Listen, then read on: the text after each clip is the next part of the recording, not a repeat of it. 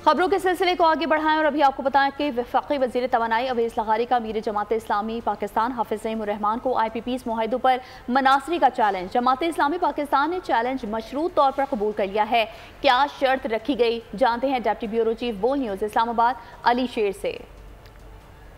जी बिल्कुल, इस वक्त मैं जमात इस्लामी पाकिस्तान के धरने के स्टेज पे मौजूद हूँ और ख़ास बात यह अजीम साहब सेक्रेटरी जनरल जमात इस्लामी पाकिस्तान मेरे साथ मौजूद हैं। अवैस लगारी साहब ने जो चैलेंज दिया है हाफिज नईमुर रहमान साहब को, क्या ये चैलेंज जमात इस्लामी कबूल करती है?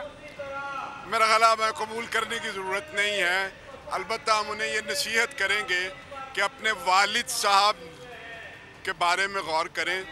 उन्होंने बेनज़ीर के बारे में जो रेफरेंस आयद किया था प्रेसिडेंट होने की हैसियत से, उसमें IPP's की करप्शन के सबसे ज़्यादा चार्जेस थे। वो पढ़ लें, वो पढ़ने के बाद अगर वो कहें कि मैं चैलेंज करने के लिए तैयार हूँ, तो वही रेफरेंस लेकर हम डी चौक में आ जाएंगे और वो आके फिर हमारा मुकाबला कर लें। दूसरी बात, एहसन इकबाल साहब ने भी ये बात कही है कि जी जिसके पास बिजली के हवाले से कोई हल है वो लेके आ जाए। जमात इस्लामी पेश करने को तैयार है, इतने दिन हो गया मुज़ाकरात होते। हम तो बार बार पेश कर रहे हैं और मुज़ाकरात में उनकी टेक्निकल टीम मान गई है कि हमारा हल काबिल अमल है, तो वो ज़रा अपनी टेक्निकल टीम से पूछ लें जिन्होंने हमसे मुज़ाकरा किया था।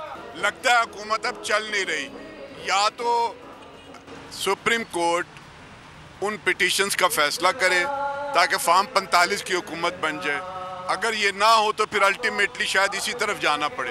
बाकी उनका ये कहना है, जो इनके अमीरुल अजीम साहब का, उनका ये कहना है कि किसी भी तरह से जो काबिल अमल हल है। ठीक है अली शेर, आपका बहुत शुक्रिया।